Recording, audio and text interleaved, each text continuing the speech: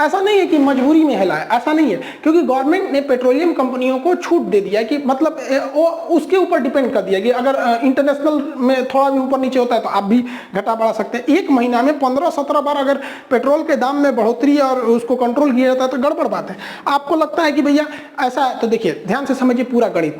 Petrol जिसमें को मापने का एक इंटरनेशनल तरीका होता है बैरल, ये ड्राम को बैरल बोलते हैं, देहात में इसको लोग ड्राम बोलते हैं। इसमें 159 लीटर पेट्रोलियम आता है, ठीक है।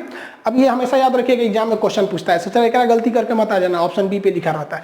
तो ये हो गया आपका 159 लीटर एक बैरल में। पेट्रोलियम के प्राइसिंग का पूरा खेल समझिए। 2021 का तुलना हम लोग 2013 से करके देखते हैं तो 2021 में $70 प्रति बैरल पेट्रोलियम जो क्रूड ऑयल मिल रहा है। तो पेट्रोलियम से फिर इसको पेट्रोल डीजल अलग अलग चीज बनाया जाता है, इसमें सरकार की भी कुछ कॉस्टिंग आती है। अब यहाँ क्या होता है, ना किसी को डॉलर समझ में आता है ना बैरल समझ में आता है। तो बैरल तो बता दिए 159 लीटर होता है। अब हम इसको कैलकुलेट करके आपको बता देते हैं। इसमें 70 में 72 से गुणा कर देते हैं तो ये रुपया में आ जाएगा, इसमें गुणा कर देते हैं 159 से तो लीटर में आ जाएगा। तो अभी सरकार को जो कच्चा तेल यानी क्रूड ऑयल मिल रहा है वो 31 रुपया प्रति लीटर मिल रहा है। अब इसको सरकार रिफाइन करके बेच रही है 105 रुपया, अलग अलग राज्यों में कहीं 102 है, कहीं 105 106, अलग अलग राज्यों में।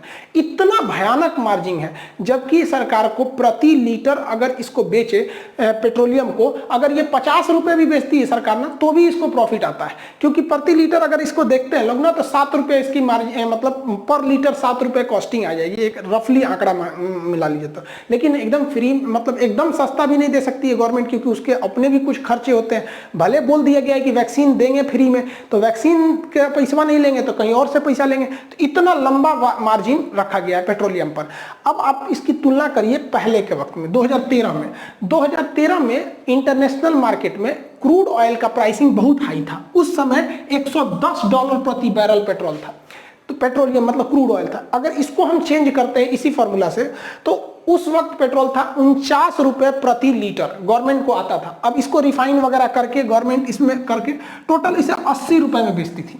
तो उस वक्त गवर्नमेंट का मुनाफा ज्यादा नहीं रखा गया था पेट्रोल पे, जबकि अभी बहुत भयानक मुनाफा है। अब ये ओपन मार्केट में आप इस डाटा को आराम से देख सकते हैं, ऐसा नहीं है कि इसको कोई छुपाएगा, पूरी ट्रांसपेरेंट रहती है कितना रेट रहता है। तो यहाँ इस वजह से थोड़ा सा पेट्रोलियम ज्यादा हो जाता है। अब भाई जो इंसान EMI पे गाड़ी लिया है बेचारा, अब वो छोटी मोटी जो ड्यूटी करते हैं लोग 15-20 हजार जिनकी सैलरी रहती है, तो कहाँ से भरवा पाएंगे 110 रुपये 105 रुपये लीटर पेट्रोलियम। अब ये सब चीजें जब ट्विटर पे जाने लगती है तो गवर्नमेंट पे प्रेशर पड़ता है। ऐसा नहीं है कि गवर्नमेंट सुधार नहीं सकती है, इससे बुरे बुरे दिन हम लोग देखे हैं। लोग 1991 में भारत का सबसे काला दिन था। उस समय प्रधानमंत्री PV नरसिम्हा राव थे और वित्त मंत्री थे आपके ये मनमोहन सिंह के पास था वहां पे।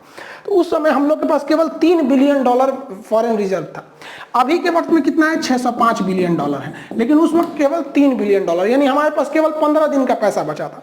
तो हम उस स्थिति से भी उभर के आ गए, क्योंकि अच्छे स्टेप लिए। उसके बाद गुजराल साहब आए, लुकिस्ट पॉलिसी पे ज्यादा ध्यान दिए, फिर अटल बिहारी वाजपेयी आए, मनमोहन सिंह आए, अब मोदी जी चला रहे हैं। तो अभी के वक्त में ना इकोनॉमी बहुत अच्छे से संभालने वाला कोई दूर दूर तक दिखाई नहीं दे रहा है। अब इकोनॉमिस्ट में थोड़ी सी कमी है यहाँ पर। जिस तरह से मनमोहन सिंह का स्पेशली पूरी दुनिया जानती है उसको इकोनॉमी के हिसाब से, क्योंकि उनके जो इकोनॉमिस्ट हैं, जो उनकी सोच समझते हैं, उनकी तो विपक्ष भी बात बोलते हैं इस बात को। उस कैटेगरी का भी इकोनॉमी संभालने वाला नहीं मिल पा रहा है।